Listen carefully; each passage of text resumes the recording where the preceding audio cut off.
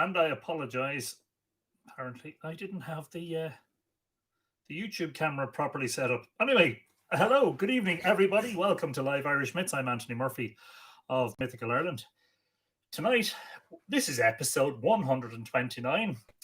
Tonight, we are reading from Celtic Wonder Tales by Ella Young. Hope you're all keeping safe and well, and that everybody is in good form and looking forward to winter solstice and Christmas, which are both just around the corner.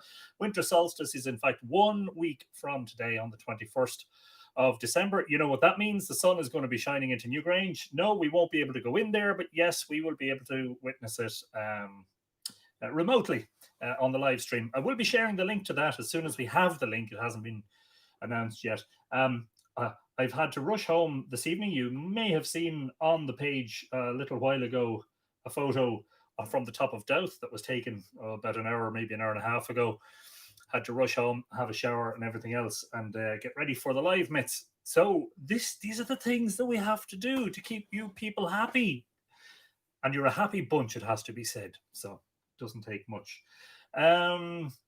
Welcome along on YouTube. Daisy Peters was here an hour and 5 minutes ago. Daisy, I have to admire your enthusiasm. Anthony, hi Anthony, and all of our Two Out of Mythflix. As always, our weekly encounter leads us to enriching and surprising stories. For sure, Ella was an extraordinary woman. Talking about her work is fascinating. Yes, indeed. Mandy McCurl says, hello, everyone. Hope you're all staying well. It was a lovely, if cold, day here with a glorious sunset. Same here, Mandy. Lovely day. Sipping a crisp Joker pale ale. Sláinte. Nice. I'm telling you, I'm going to raid that drinks cabinet. Archaeoastronomy Database is in the house and says, greetings one and all. Hello to you and welcome along. Sue Prenter is in the house. Evening, Anthony. Looking forward to this evening. Loved the photos from Douth. Thank you, Sue. Loved taking them. A great pleasure. Anne Sieben says, greetings from snowy New Mexico. I can't believe it's snowing in New Mexico. Wow. Fantastic. Make a snowman. Throw a snowball. Ryan Murphy is watching from Inishowen in County Donegal. Hello, Ryan, in the most northerly part of the island of Ireland. Lovely to see you. Michelle Rhodes is saying hello from Sheffield. I and my jelly babies salute you. Lol. You're trying to make me jealous. Sandrine Brady says, bonsoir, Anthony and the Tua. Hope everyone is fine. Went for a walk around the lake today and I met a beautiful swan. I couldn't help thinking about all the ancient tales. I made a new friend. Sounds lovely. Todd Desperate is in the house. Hello, Anthony. I finally got a chance to join the live show. Hello, Todd. Brilliant to see you. Lars of Mars says, evening, Anthony, and evening all. Mars is, by the way, sort of Jupiter and Saturn are stealing the show with their great conjunction at the moment. Mars is brilliant, shining brilliant in the south in the constellation of Pisces at the moment. On Facebook, Saoirse Chandal is the first in the house. Yay, Coda's Celtic Wonder Tales. Tails. Greetings to Anthony August Natua Galanta. Looking forward to the Wonder Tales and the great conjunction on Greenstad on Gowrie. Anthony Goro Maagut Os Na Greengraf. It's my great pleasure. Glad you enjoyed it. Guido Bruce says, good evening. Sorry, it's been a while for me. Guido, it has, but look, you're very welcome. It's good to see you. Hope you're well. Janet Moran says, Giagwitch from cold Boston. Janet, I keep saying it. That's why the Irish felt so home there. The weather wasn't that much different from at home. Yvette Tillema is in the house. Hello to her. Thank you again, Mr. Murphy. So generous you are to us. Love that photo. Brilliant stuff. Glad you enjoyed it. I actually have a few different ones, and that one just jumped out at me as being my favorite. Kristen Gray Taggart says, hi, Anthony Augustua. Greetings from a rainy Northern California. Hope all are well. Well, I used to think that California was sunny and hot all year round until John Main told me otherwise. John, who has recently returned to Baltimore in Ireland. Nick Casterton says, good evening, Anthony, on the wonderful tour. Feeling much better now, I'm glad to say. Brilliant news, Nick. Delighted to hear it. And yeah, chin up. Ralph Waldron says, good evening, Tua. Banachti, August Tussa Fain, Ralph Ort Fain, welcome, Trononowa. Mariana Dunn says, greetings and blessings to our dear Tua and Anthony from rainy Virginia. You see, it's a thing.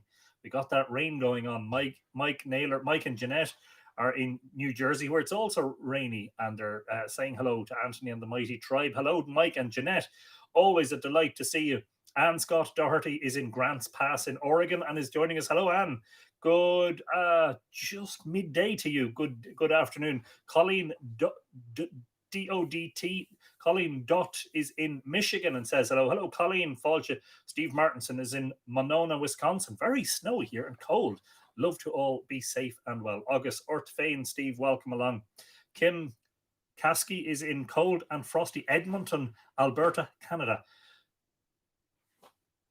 Minus 20 Celsius today. I'll never complain about the cold again. Desiree Riley is in the house. Long time no talk, Desiree. Hello, Anthony and all the two are from Chile, Louisiana. Well, grab yourself a dram or whatever you're having yourself and imagine yourself around a warm, crackling fire. Hello to all from Northwest Connecticut. I've missed you all. We've had another scary case of COVID in the family, but my daughter Megan is slowly recovering. She's a nurse, young and strong, but got very ill. Such a scary virus, but we're all grateful she's turned a corner and hoping for a full recovery. Please, all of you, take care of yourselves. Lots of love. Well, thanks for that, Susan, and best wishes to Megan on her recovery. And yes, indeed, to all the deniers out there, unfortunately, some people are apparently still denying it exists, even though they're dying from it. And some people have apparently, with their dying breaths, said it's all a fake. But we know it isn't. Paula Snow Queen says, hello. And right back at you, Paula. Anne McCallum is in the house. Hello, Anthony and the mighty Tua de Anton. Greetings from a cold, lockdown, but sunny Ontario. Hope everyone is well. All good here, Anne. Hope we can say the same for you and yours. Henry Paddy Shearman is in the house. Hi, Anthony. Hi, Tua. Hello, Henry Paddy. It's great to see you. Tom King on Goa. Toshe on Sho Anocht. Good evening, Anthony, and all the friendly Tua. Dram topped up. Have a good fire going. It's that time of the week again, folks. Story time.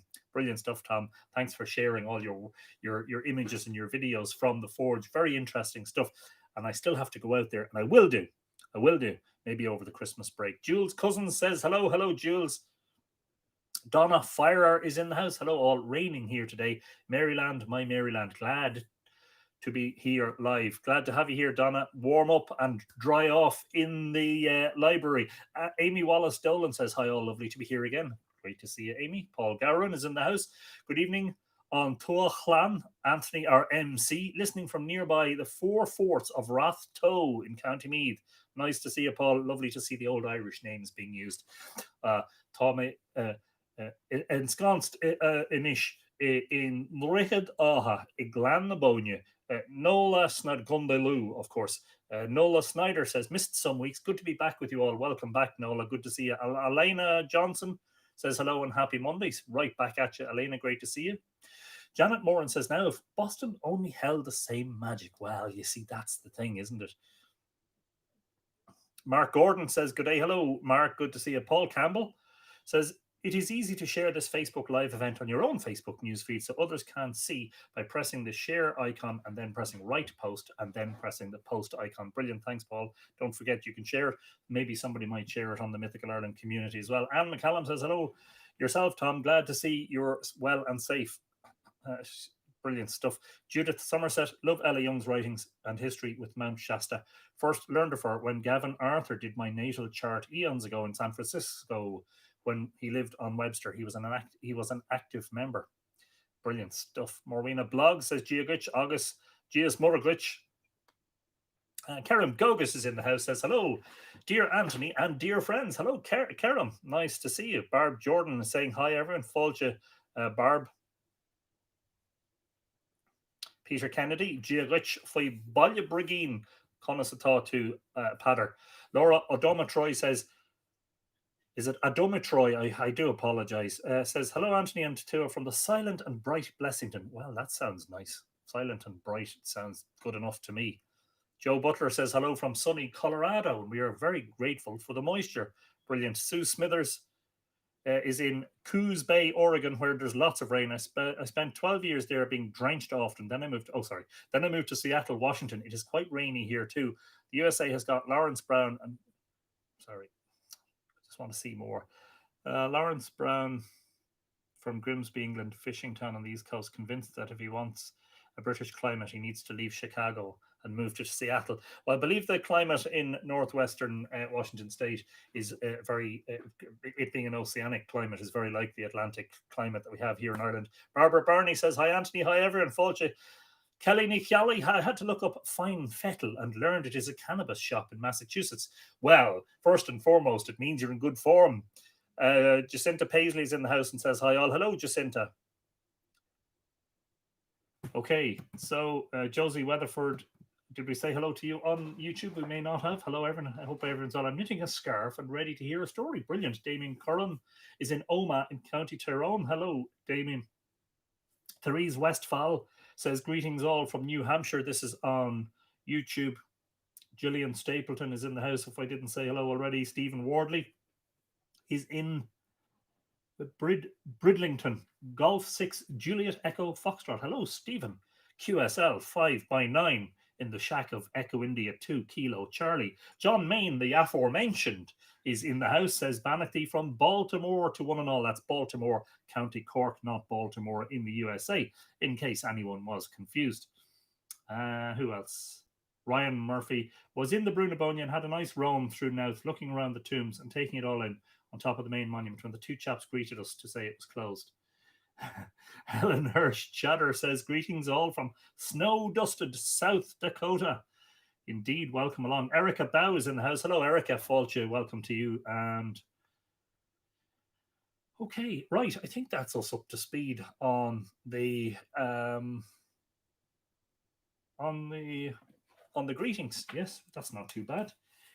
What is this? This is episode 129, imagine. Let's call that 11:30 because, yeah, the usual few announcements. I want to say thanks everybody who has ordered their Mythical Ireland 2021 calendar. I actually ended up getting a third print run done because the first and second print run sold out. So I actually have plenty of calendars in stock if you want one. You don't have to worry too much about the timing with the postage from the point of view that you'll probably still get it for January. You mightn't get it for Christmas. But I'll paste that in as a link where you can buy the calendar. And also, I also have to, as always, say a gracious thanks to the Mythical Ireland patrons over on patreon.com/Mythical Ireland. If you'd like to become a patron, please consider doing so. Have a look at the link and go over to Patreon and decide if you can contribute and for which you get rewards. At the moment, there is a 2-hour, 2.5 hour, I'm not exactly sure what length it is, to be honest. So I think it's 2 hours. It's about 2.5 hours. It's podcast 13, and that is a conversation with Richard Moore. Richard, some of you will know, was my co-author on Island of the Setting Sun in Search of Ireland's Ancient Astronomers, 2020 edition. Available signed copies on the website on mythicalireland.com. The first conversation it's one of two podcasts, is a conversation about his life as an artist. The second, which will be coming shortly, is a conversation about myths and monuments and megaliths and stars and stones and stories and all that stuff. So perhaps if you might consider becoming a patron, you'll get that stuff before everyone else, basically. Morwena wants to know, is there anything on solar eclipses and Irish myths? Yes, there is. The legend of Doubt, which is featured in the aforementioned Island of the Setting Sun. We may have done an episode of Live Irish Myths. I'm pretty sure we did actually about that. Let me just quickly see if I can find out. Well, there's one there about the mythology of Nouth and Douth. Treasures of Newgrange, Nouth and Douth. There you go. I can share that with you. That's episode 25 of Live Irish Myths. That's for Morwena. I'm just going to reply to your... Well, I'm just going to... No, I can't. I just pasted in as a new comment beneath the video here. If Facebook will allow me. And also for the YouTube watchers, just in case you want to watch it as well. What else?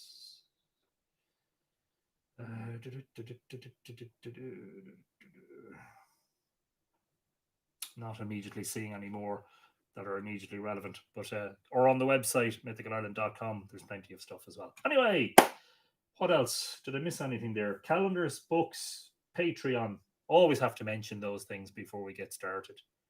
And as I say, a gracious thanks to the patrons who really do make things happen. It's all good. So you may have looked at the image or the graphic for tonight.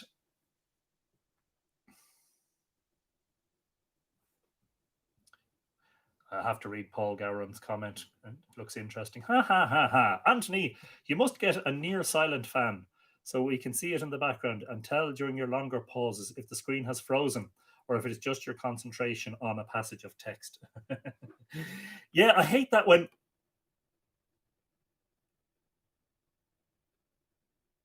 you thought it was frozen, didn't you?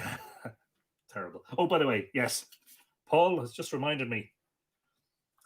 It's joke time. You know the way you always get your treat of hilarious jokes. What do you call a dog that does magic?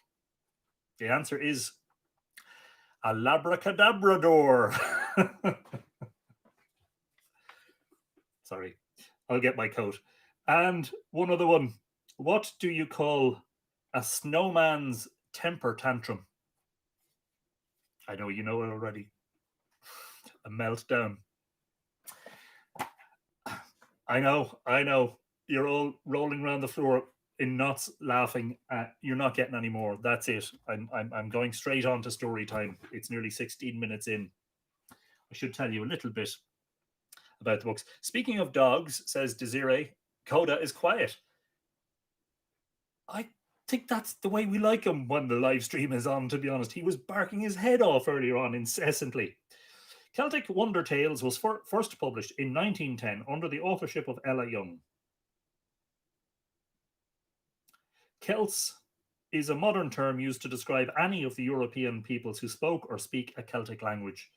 The term is also used in a wider sense to describe the modern descendants of those people, notably those who participate in a Celtic culture. I, as you know, don't really use the word Celtic in my work. It's too broad and it means too many things, and it certainly does not refer to pre-Iron Age mythology. But anyway, Ella Young, 1867 to 1956, was an Irish poet, political activist, and mystic. Born in County Antrim, she grew up in Dublin and attended the Royal University. Sorry, I just realised that the YouTube microphone wasn't as close as it could be, so just want to make sure. Is everybody hearing me okay on YouTube? Ms. Marion has joined us on YouTube. Hello to you and good evening. Great to see you. Her interest in theosophy led her to become an early member of the Hermetic Society, and her acquaintance with A.E., our good friend George William Russell, led to her becoming one of his select group of protégés, known as the Singing Birds. I see Tom King saying hello to, is it Aaron? Aaron Durrett is in the house. Came in right at the end of the jokes. Love to Anthony and Mighty to hello, Aaron. Good to see you, as always. Welcome along. Paul Garrett says, we must teach you the art of embarrassment. Never. I'll never back down from believing my jokes are the funniest. Barbara Kling says, hello from a very dark and dreary Vermont. Happy to see you all. Hello, Barbara. Barbara and Aaron are both in the house. Her nationalist sentiments also led her to a friendship with Patrick Pearse, and she had a supporting role in the Easter Rising. As a member of Come On, My Man, she smuggled rifles and other supplies in support of Republican forces. Young's, I'm just calling her by her first name, Young's first volume of verse, titled simply Poems, was published in 1906. She became friends with Yeats's erstwhile flame Maud Gonne, and Gonne illustrated Young's first book of stories, which is the aforementioned Celtic Wonder Tales, 1910. Although she continued to write poetry, it was for her redactions of traditional Irish legends that she became best known. Among her later books were The Wonder Smith, and that's a book about Tom King, The Tangle-Coated Horse, and The Unicorn with Silver Shoes. Later in life, Young emigrated to the United States, where for 10 years she was a lecturer in Celtic mythology at the University of California, Berkeley. After this position ended, she spent some years at a theosophical colony known as Halcyon near San Luis Obispo. I apologize, I've never heard of that place, where her eclectic circle of friends included Ansel Adams, who made a rare portrait of her. Her later writings grew increasingly mystical, and she found particular affinity in the California redwoods. On her death in 1956, she left the bulk of her estate to the Save the Redwoods League. Wow. Mariana Dunn Kinja is in the house. Hello, Mariana. Welcome along. We are just about to start the story. I should say before I start that redaction is one word, I suppose, just a word of caution, and that is that Young's version of the tales are, of course, greatly embellished with flourishes and literary devices. She's retelling the stories, but she's telling them in a very poetic and imaginative form. She's not translating them, as it were. These, like, for all that people say about Lady Gregory is much closer to accurate translation. Ella Young's, as you will find out very shortly, her writing is beautiful. And it's just so imaginative and so magical. Actually, you can really see why it is said of her that she became mystical later in life. And it's a little bit like, I have to compare that to my own situation, where I write a certain amount of work that's quite scholarly and a little bit academic and referencing sources, some non-fiction stuff, but also I write quite a lot of imaginative and poetic and mystical prose. You'll see that hopefully in 2021, if we get the publication of Return to Segish underway. I did read part of it in one of the live streams, and people seem to enjoy it. Anyway, we are starting with the chapter called The Earth Shapers. Who was it? Desiree. Now, I told you before not to tempt fate. So when you feel like saying something like, Coda's very quiet tonight, just don't. You tempted fate. It's your fault. The Earth Shapers. In Tirnamio, the land of the living heart, Bridget was singing. So I'm not going to do this regularly, but just to say, Tirnamio means the land of the living. Doesn't mean the land of the living heart. That is an embellishment. Anyway, I'm not going to interject with explanations. I'll just let her writing speak for itself, because I think you'll really enjoy it. In Tirnamio, the land of the living heart, Bridget was singing. Angus the ever young, and Midger the red-maned, and Ogma that is called Splendour of the Sun, and the Dagda and other lords of the people of Dana drew near to listen. Bridget sang, Now comes the hour foretold, a God gift bringing, a wonder sight. Is it a star newborn and splendid up, springing out of the night? Is it a wave from the fountain of beauty, up-flinging foam of delight? Is it a glorious immortal bird that is winging hither its flight? It is a wave, high-crested, melodious, triumphant, breaking in light.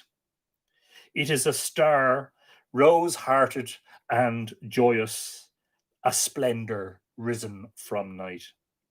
It is flame from the world of the gods, and love runs before it, a quenchless delight. Let the wave break, let the star rise, let the flame leap. Ours, if our hearts are wise, to take and keep.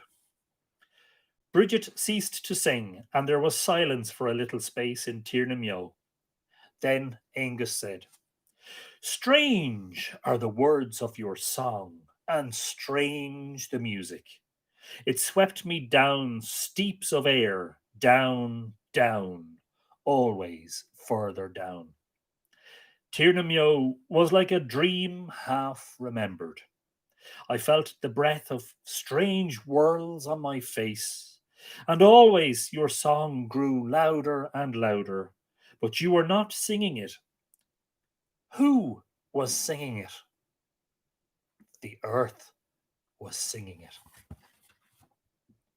The earth, said the Dagda. Is not the earth in the pit of chaos? Who has ever looked into that pit or stayed to listen, where there is neither silence nor song? O shepherd of the star flocks, I have stayed to listen. I have shuddered in the darkness that is round the earth. I have seen the black hissing waters and the monsters that devour each other. I have looked into the groping, writhing adder pit of hell. It's quite dramatic from the Dagda there, I think you'll agree.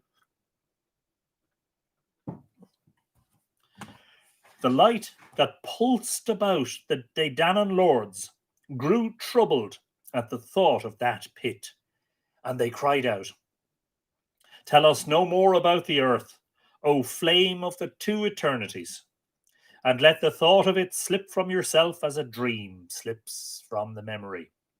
Judy McQueen is in the house. Hello, Judy. Fáilte. "O silver branches that no sorrow has shaken," said Bridget, "hear one thing more.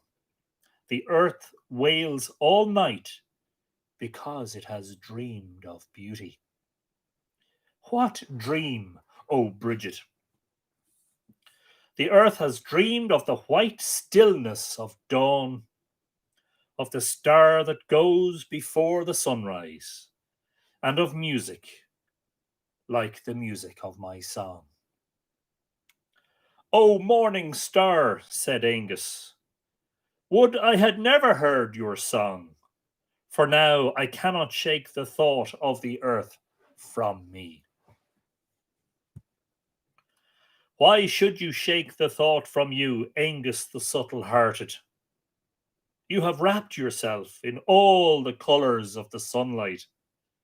Are you not fain to look into the darkness and listen to the thunder of abysmal waves? Are you not fain to make gladness in the abyss? Angus did not answer. He reached out his hand and gathered a blossom from a branch. He blew upon the blossom and tossed it into the air.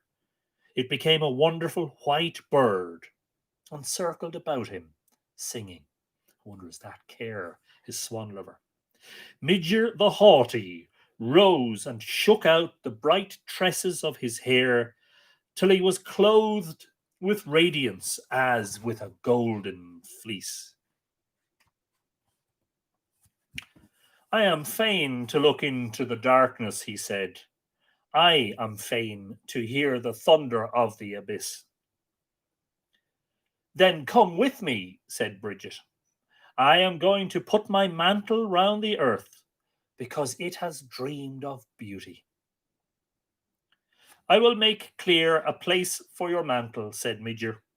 "I will throw fire among the monsters." Pardon me. "I will go with you too," said the Dagda, who is called the Green Harper.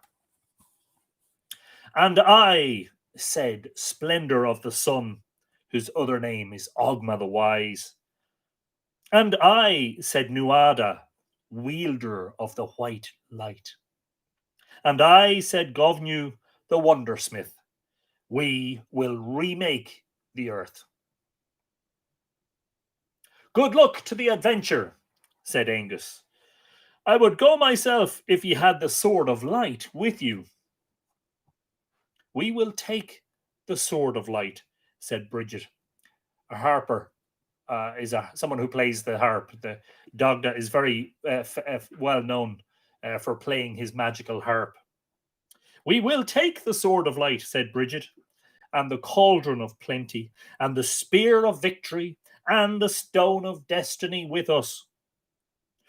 For we will build power and wisdom and beauty and lavish heartedness into the earth." "It is well said," cried all the shining ones. "We will take the 4 jewels." Ogma brought the sword of light from Findrias, the cloud-fair city that is in the east of the Daidanan world. Nuada brought the spear of victory from Gorias, the flame-bright city that is in the south of the Daidanan world. The Dagda brought the cauldron of plenty from Murias, the city that is builded in the west of the Tuatha world and has the stillness of deep waters. Midger brought the stone of destiny from Falias, the city that is builded in the north of the Tuatha world and has the steadfastness of adamant. Then Bridget and her companions set forth. And what's happening here, folks, is that this is Ella Young's retelling of Laura Gowalla, the Book of Invasions. They fell like a rain of stars till they came to the blackness that surrounded the earth, and looking down saw below them, as at the bottom of an abyss, the writhing, contorted, hideous life that swarmed and groped and devoured itself ceaselessly. From the seething turmoil of that abyss, all the shining ones drew back, save Midger. He grasped the fiery spear and descended like a flame. His comrades looked down and saw him treading out the monstrous life as men tread grapes in a wine press. They saw the blood and foam of that destruction rise about Midger till he was crimson with it, even to the crown of his head. They saw him whirl the spear till it became a wheel of fire and shot out sparks and tongues of flame. They saw the flame lick the darkness and turn back on itself and spread and blossom, murk red, blood red, rose red at last. The imagery that's being presented here of the wine press it reminds me of, is it Revelation? And God in these terrible days of the tribulation will do similarly. Will tread upon men like grapes in a wine press. Midger drew himself out of the abyss, a ruby splendour, and said, I have made a place for Bridget's mantle. Throw down your mantle, Bridget, and bless the earth. Bridget threw down her mantle, and when it touched the earth, it spread itself, unrolling like silver flame. It took possession of the place Midger had made as the sea takes possession. And it continued to spread itself because everything that was foul drew back from the little silver flame at the edge of it. It is likely it would have spread itself over all the earth, only Angus, the youngest of the gods, had not patience to wait. He leaped down and stood with his 2 feet on the mantle.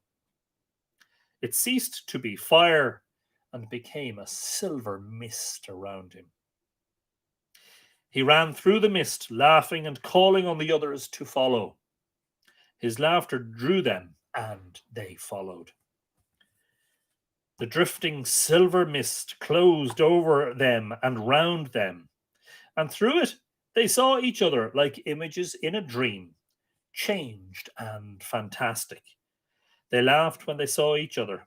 The Dagda thrust both his hands into the cauldron of plenty. Somebody's talking about Tolkien. That almost sounds like, putting the ring on and seeing each other in a misty form, doesn't it? Sean Fitzgerald is in the house. Loving this, Anthony. Pouring a dram now. Greetings from Donegal. I'm jealous. I am dramless. I shall join in the dramming after the episode. Sean, it's good to see you. How is the form? O cauldron, he said, you give to everyone the gift that is meetest. Give me now a gift meet for the earth. He drew forth his hands full of green fire, and he scattered the greenness everywhere as a sower scatters seed. Angus stooped and lifted the greenness of the earth. He scooped hollows in it. He piled it in heaps. He played with it as a child plays with sand. And when it slipped through his fingers, it changed colour and shone like stardust, blue and purple and yellow and white and red.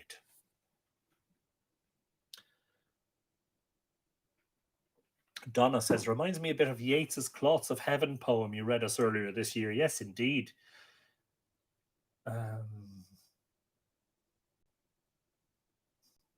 Am I missing anybody on YouTube? Kate Golden, I'm not sure if we said hello to you. Folge, welcome along. Dramless in Drogheda, says Mandy. Well, I mean, just at the desk, Mandy. I mean, my drinks cabinet is actually healthy enough. Thanks a million. Saoirse, Chade Maratá too. Sláinte myth flixer, says Rex Fortenbury. Now, while the Dagda sowed emerald fire and Angus played with it, Manannán was aware that the exiled monstrous life had lifted itself and was looking over the edge of Bridget's mantle. He saw the iron eyes of strange creatures jeering in the blackness, and he drew the sword of light from its scabbard and advanced its gleaming edge against that chaos. The strange life fled in hissing spume, but the sea rose to greet the sword in a great foaming, thunderous wave. Gregory Noon is in the house. Gias Murglich, Gregory Sláinte. Manannán swung the sword a second time, and the sea rose again in a wave that was green as a chrysolite, murmurous, sweet-sounding, flecked at the edges with amethyst and purple and blue-white foam. A third time Manannán swung the sword, and the sea rose to greet it in a wave white as crystal, unbroken, continuous, silent as dawn. The slow wave fell back into the sea, and Bridget lifted her mantle like a silver mist. The Dedannans saw everything clearly. They saw that they were in an island covered with green grass and full of heights and strange, scooped out hollows and winding ways. They saw, too, that the grass was full of flowers, blue and purple and yellow and white and red.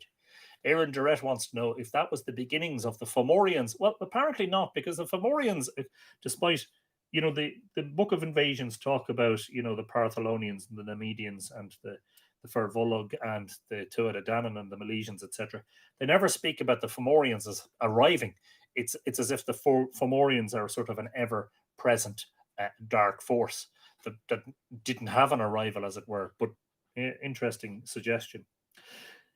Let us stay here, they said to each other, and make beautiful things so that the earth may be glad.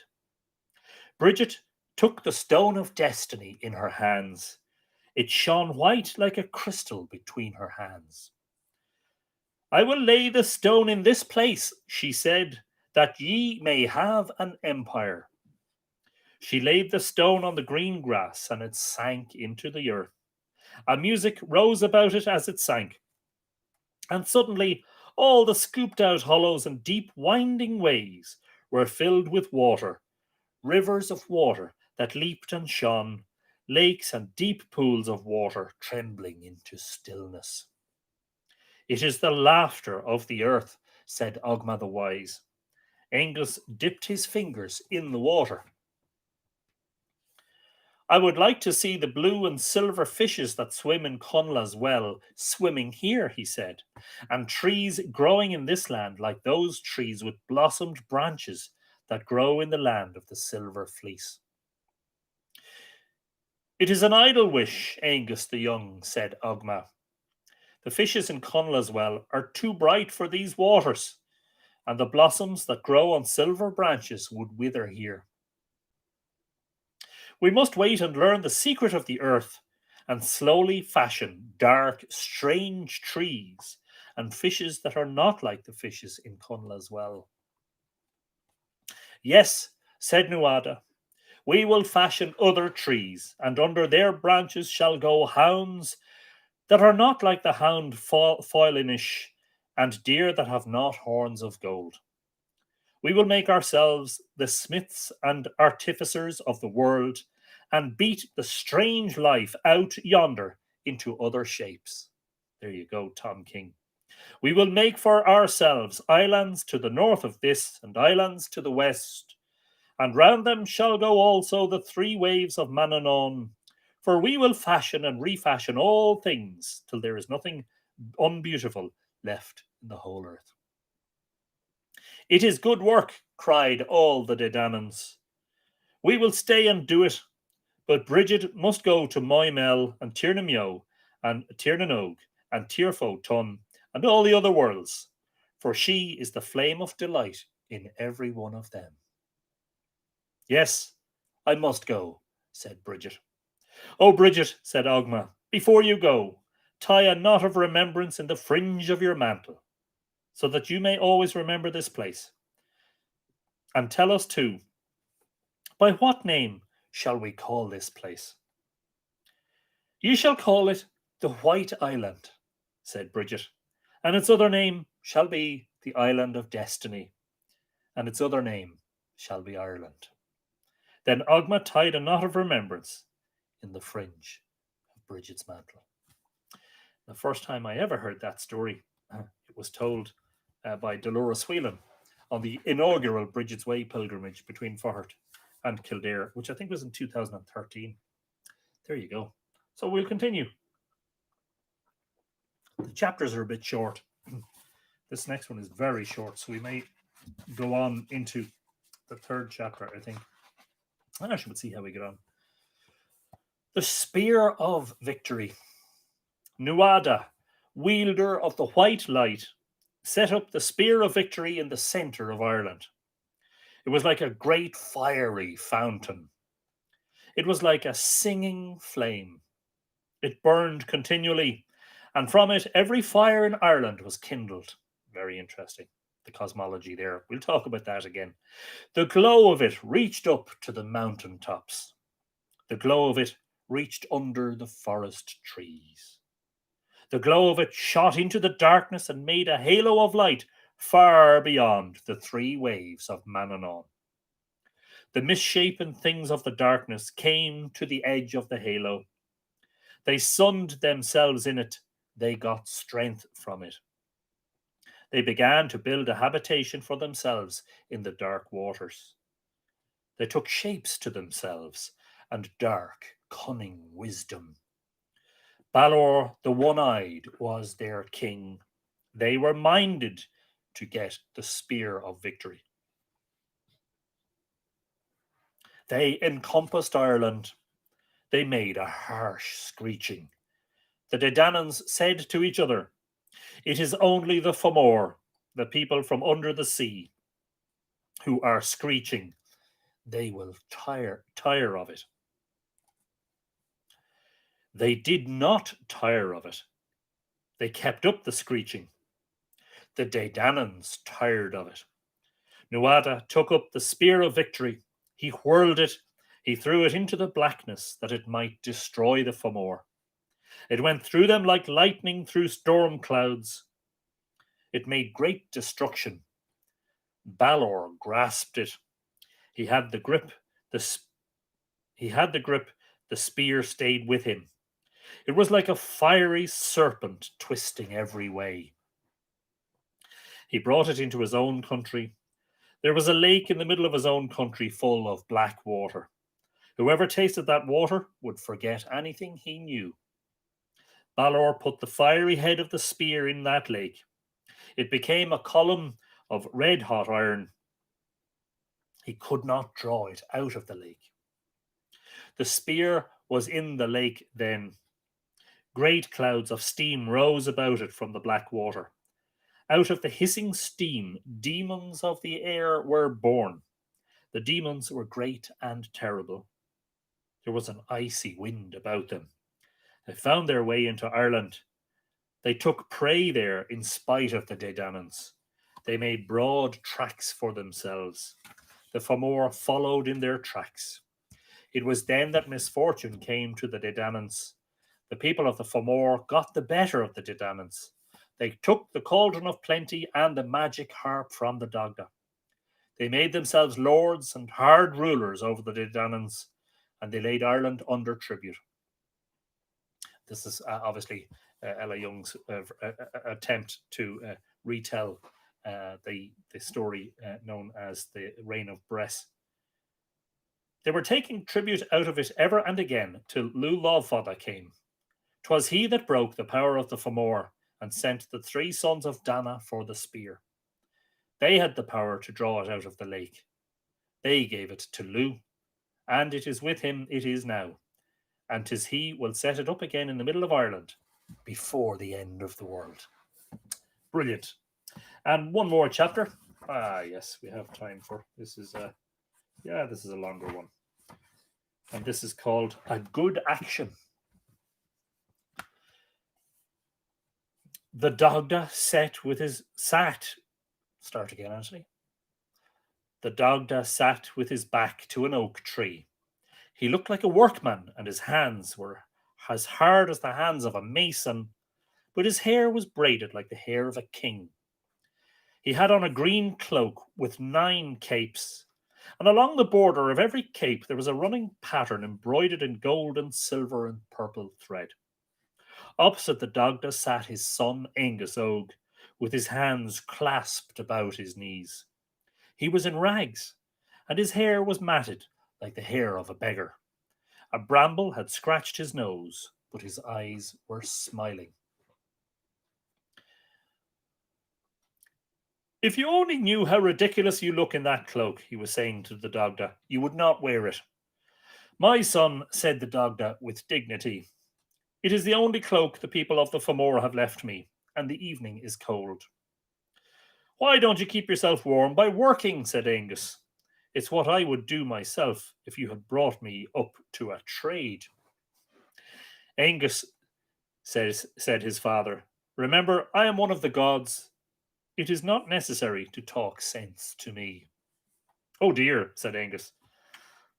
A bramble scratched me on the nose this morning. It's all because you have lost your magic harp and the cauldron of plenty. Soon even the snails will make faces at me. I can't go wandering around Ireland in comfort anymore. I'll change myself into a salmon and swim in the sea. The salmon must come up the rivers once a year, and when you come, the Fomorians will take you into their net, and it is likely Balor, their king, will eat you. Oh, Honery! I must be something else. I'll be an eagle. You will shiver in the icy grip of the wind that goes before the Fomor, the black, bitter wind that blows them hither to darken the sun for us. Ochona, my grief and my trouble. I must think of something else. I'll be a good action. The Fomora never meddle with a good action. While Angus was talking, a puka came out from between the trees. It looked like a little snow-white kid with golden horns and silver hoofs, but it could take any shape it had a fancy for. When it saw Angus, it smiled and made one jump onto his shoulder. Look at this, said Angus. I never can say anything important without being interrupted. What do you want? He said to the puka, pretending to be cross. Oh, nothing at all. Only to listen to your wise talk. It does me good, said the puka, prancing on Angus's shoulder. Well, keep quiet if you want to listen, said Angus. I was saying, he continued to the Dagda, I will be a good action. Just at that moment, an ugly, deformed animal, with a head like the head of a pig and a hound's body, came tearing through the wood. Behind it was a young boy of the Fomor. He was ugly and deformed, but he had a rich cloak and a gold circle on his head. The moment he saw the puka, he threw a fireball at it. We're not going to go to the Jerry Lee Lewis song words again, I don't think. The puka jumped behind Angus, and Angus caught the fireball. It went out in his hand. I am a prince of the Fomor, said the boy, trying to look big. I was thinking as much, said Angus. You have princely manners. I am Balor's own son. I have come out to look for treasure, and if you have anything, I command you to give it to me at once. What would you like? Said Angus. I would like the white horse of Manannán, or 3 golden apples, or a hound out of Tirnanog. Not a picky individual by any means. They say it's unlucky to be good to poor folk, said Angus. If you are good to us, perhaps you may find a treasure. If you do not get up at once and hunt about for treasure for me, I will tell my father, Balor, and he will wither you off the face of the earth. Oh, give me a little time, said Angus, and I'll look for something. The puka, who had been listening to everything, now skipped out from his hiding place with a turnip in his mouth. He was holding it by the green leaves. The very thing, said Angus. Here is a treasure. He took the turnip in his hands and passed his fingers over it. The turnip became a great white egg, and the leaves turned into gold and crimson spots and spread themselves over the egg. Now look at this, said Angus. It is an enchanted egg. You have only to keep it till you do the 3 good actions, and then it will hatch out into something splendid. Will it hatch into Manannán's white horse? Said the boy. It depends on the good actions you do. Everything depends on that. What is a good action? Well, if you were to go quietly away and to never tell anyone you had seen us, it would be a good action. I'll go, said the boy. He took the egg in his hands, kicked up a toe full of earth at the puka, and went. He hadn't gone far when he heard a bird singing. He looked and saw a little bird on a furze bush. Stop that noise, he said. The bird went on singing. The boy flung the egg at it. The egg turned into a turnip and struck a hare. The hare jumped out of the furze bush. My curse on you, said the boy, for a brittle egg. What came over you to hatch into nothing better than a hare? My grief and my trouble. What came over you to hatch out at all when this is only my 2nd good action? He set his hound after the hare, but the hare had touched the enchanted turnip and got some of the magic, so the hound could not chase it. He came back with the turnip. The boy hit him over the head with it many times, and the dog howled. His howling soothed Balor's son, and after a while he left off beating the dog and turned to go back to his own country. At first he walked with big steps, puffing his cheeks vaingloriously, but little by little a sense of loss overcame him, and as he thought how nearly he had earned the white horse of Manannán, or 3 golden apples, or some greater treasure, 2 tears slowly rolled down his snub nose. They were the first tears he had shed in his life. Angus and the Dagda and the Puka were still in the little clearing when Balor's son passed back through it. The moment he came in sight, the Puka changed himself into a squirrel and ran up the oak tree. Angus changed himself into a turnip and lay at the Dagda's feet. But the Dagda, who had not time to think of a suitable transformation, sat quite still and looked at the young Fomorian. Shh, shh. Hi, tear him, dog, said Balor's son. The pig-headed creature rushed at the Dagda, but when he came to the turnip, he ran back howling. The Dagda smiled and picked up the turnip. He pressed his hands over it, and it became a great golden egg with green and purple spots on it. Give it to me, yelled Balor's son. It's better than the first egg, and the first egg is broken. Give it to me. This egg is too precious for you, said the Dagda. I must keep it in my own hands. Nick is saying, wow, Fabergé eggs, very expensive. Then I will blast you and all the forest and every living thing. Excuse me. I have only to roar 3 times, and 3 armies of my people will come to help me. Give me the egg, or I will roar. I will keep this egg in my own hands, said the Dagda. Balor's son shut his eyes tight and opened his mouth very wide to let out a great roar. And it is likely he would have been heard at the other end of the world if the Puka hadn't dropped a handful of acorns into his mouth. The roar never came out. Balor's son choked and spluttered, and the Dagda patted him on the back and shook him. He shook him very hard.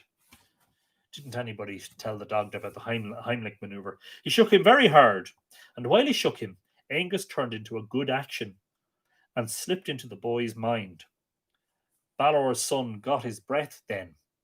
He said, I will not blast you this time. I will do a good action. I will let you carry the egg, and you can be my slave and treasure finder.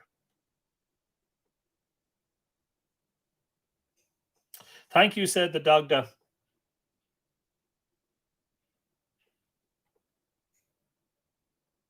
Hello, Alex. Also listening. Good to see you. And Mark wants to know what was the symbolism of the turnip. I actually don't know. Thank you, said the Dagda, but the words were scarcely out of his mouth when a terrible icy wind swept through the wood. The earth shook and the trees bent and twisted with terror. The puka instantly turned himself into a dead leaf and dropped into a fold of the Dagda's cloak. The Dagda hid the leaf in his bosom and turned his cloak so that the 9 capes were inside. He did it all in a moment, and the next moment the wood was full of Fomorians, ugly, misshapen beings with twisted mouths and squinting eyes.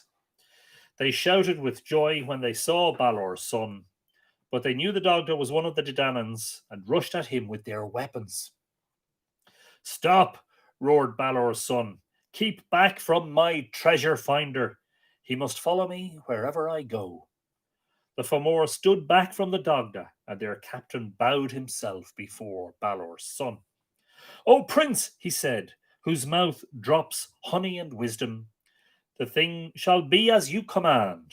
And, O light of our countenance, come with us now, for the harp feast is beginning, and Balor has sent us into the 4 quarters of the world to find you.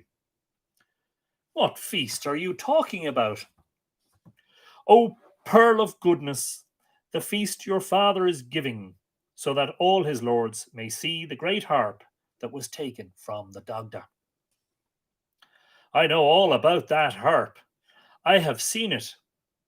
No one can play on it. I will not go with you. O fount of generosity, we are all as good as dead if we return without you. Balor's son turned away and took 2 steps into the wood. Then he stopped and balanced himself, first on one foot, then on the other. Then he turned round and gave a great sigh. I will go with you, he said. It is my 21st good action.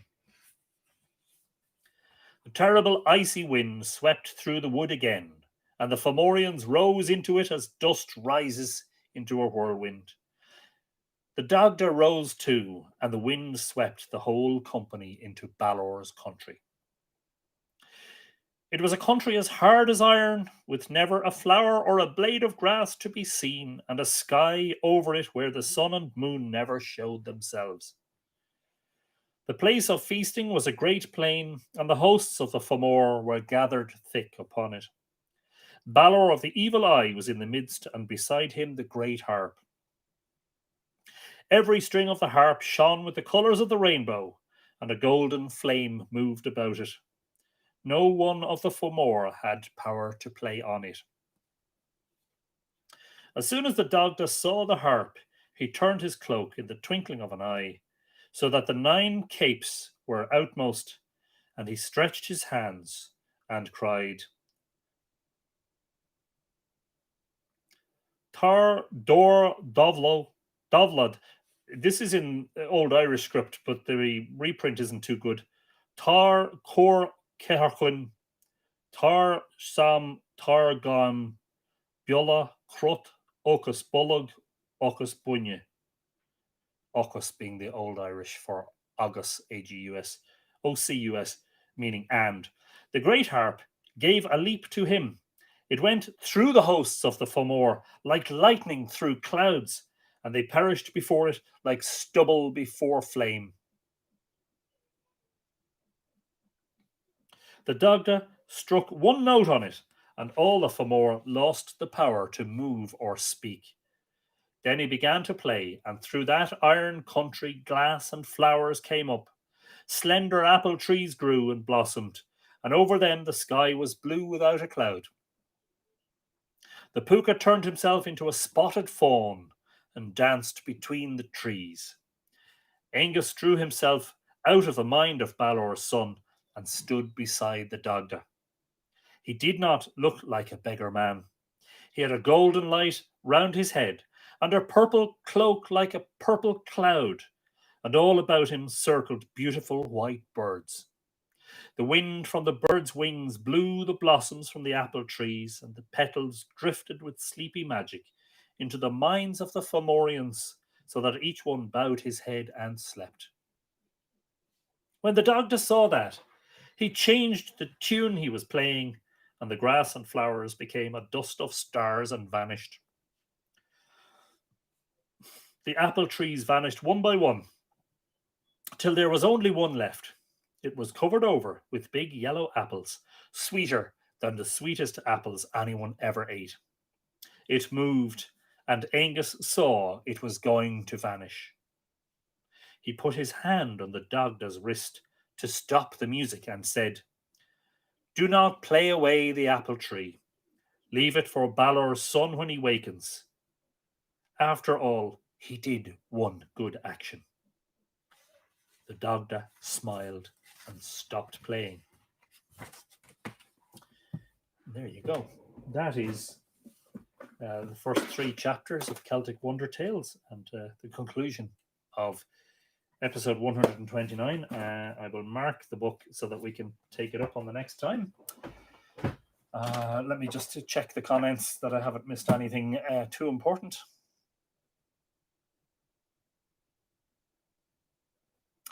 Oh yes, of course, the turnip was like a precursor to the pumpkin. You know, as Movanwe is pointing out, turnips and other root vegetables were carved with terrifying faces in order to scare unwelcome guests, both living and dead, and tricks were played on the unsuspecting. There's a rich mythology behind the name of the familiar carved pumpkin or turnip, a folktale found across Ireland, Scotland, and in Somerset on Punky Night. There you go. Saoirse is saying, yeah, the Sean Galley, the jack-o'-lanterns, were traditionally made of turnips. Doris O'Hara, hi Anthony and everyone, just home from work. I'm a little exhausted. So much COVID-19 cases again. Wednesday we go into another lockdown. Hope all are well and safe. Yes, indeed. We can only hope that we're going to see a turning of the corner with vaccines, etc., etc. That's if enough people take them. Fingers crossed, you know.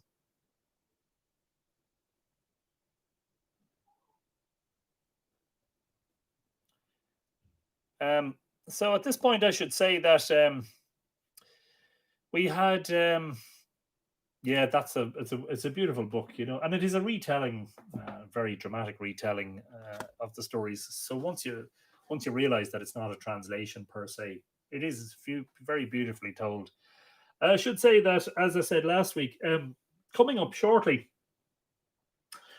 So there's going to be a part 2 and perhaps a part 3 of Celtic Wonder Tales. I did promise you an episode on numbers in Irish mythology. I think we'll do that next week. Now, I have a special announcement for the following week, which I had kept a secret up till this point. The only thing is I just have to settle on the exact detail. By right,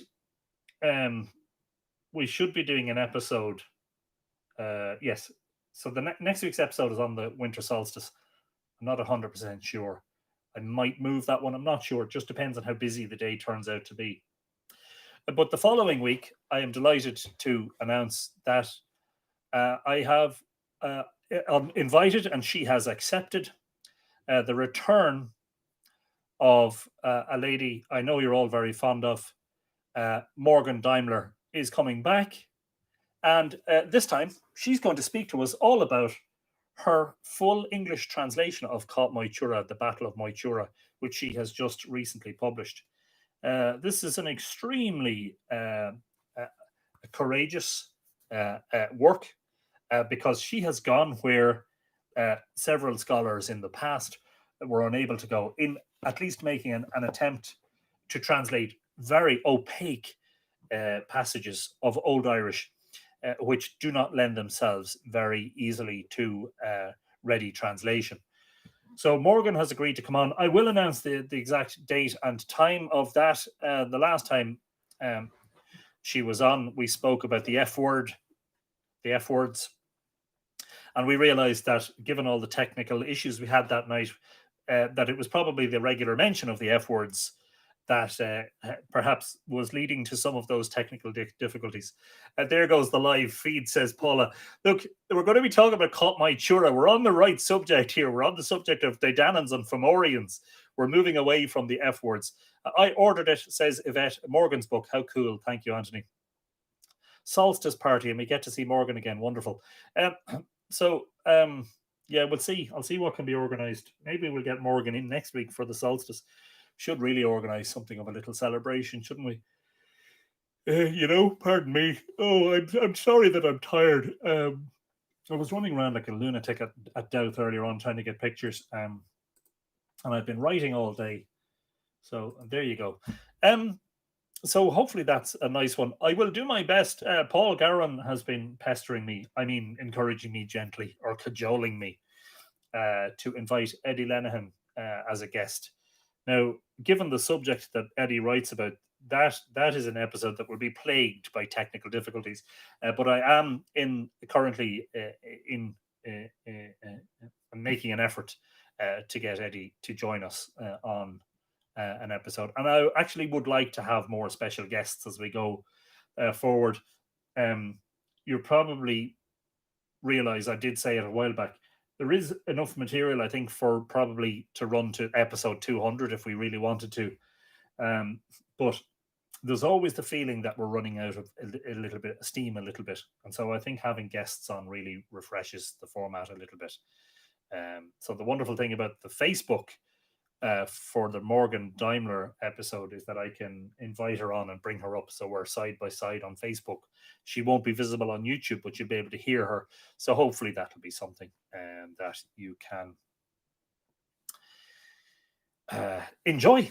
So definitely next week. In the meantime, don't forget that on the Mythical Ireland Facebook page and in the Mythical Ireland community, and if you're on Instagram, it's Mythical Ireland, or Twitter, it's Mythical Ireland, I am going to do my very best over the next week or so to share as many images from inside and around Newgrange that have been taken over the last number of years at solstice, in an effort to share with you those precious moments that I've been able to enjoy over the past 10 or so years. I mean, I've been going there actually since 1999, so it's actually would have been 22 years this year.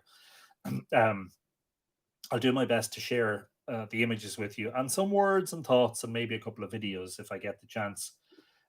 Just as a means of making up for the fact that we can't go to Newgrange this year. However, on the opposite side of that, on the silver lining of that dark cloud, if you could consider it a dark cloud, Newgrange gets a rest from human activity, which is nice, is the fact that the OPW, the Office of Public Works, who run the monument, are live streaming the winter solstice illumination of Newgrange on the internet. So instead of the 20 people who would have been gathered in there under normal circumstances, perhaps millions of people are going to be able to watch, you and I included, and I think that's lovely.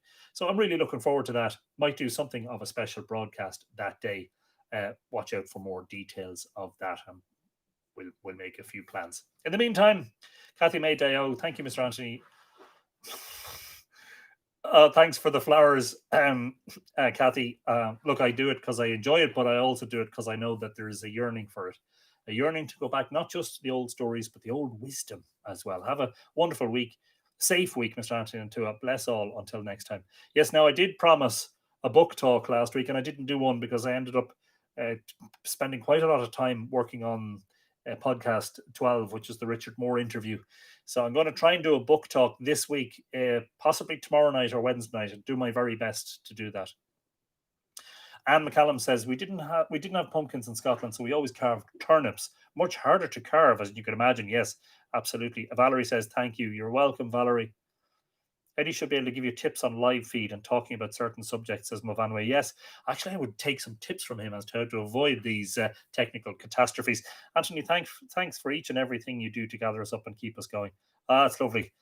That is why I do it, Donna. That is why I do it. It's brilliant. It just froze. Don't say another word, says Brendan. Thank you for tonight, says Alex. Sláinte Ifawa, Anthony, and to yourself. Thank you very much. To everyone who enjoyed Solstice Party. Yes, that's Aaron. Anthony, I do not have the least feeling that Mythflix is losing steam. You're amazing, and this tour is strong. Guests are lovely, but we love listening to you. Oh, fair enough. Well, sure, look, if at any point you feel, that it is losing steam, or it's getting a bit dull, or repetitive, or boring, or any of those things, stale, do let me know, please, and we'll do something else. Anyway, Good evening to you all. Good afternoon, good morning, wherever you are in the world. It's great to have had you along, and we'll see you for book talk hopefully in the next couple of days. Don't forget, as I said, keep an eye on facebook.com/Mythical Ireland, which is where most of the action happens. I do generally, when I post on Mythical Ireland, I also post on the Mythical Ireland community at the same time. Some of the stuff doesn't always get posted to both. For instance, stuff about books and libraries and pictures of people's libraries. Generally, I share those on the community, but not on the main page because it's on the community that people comment about books and all that. But anyway, keep an eye for the pictures and the videos and the blog posts and everything else that's happening. In the meantime, what do I always say? Ichawa, good night. Kolosov, sound sleep. If you're going to bed, that's it. If you are going to bed. Grania O'Reilly, thanks, Grania. Good to see you there tonight. Ichawa, Kolosov, a slán go fóil. Bye for now. And don't forget to Tog go bugé. Take it easy. We'll see you hopefully for book talk in the next 48 hours. In the meantime, we'll have episode 130 next week on the winter solstice.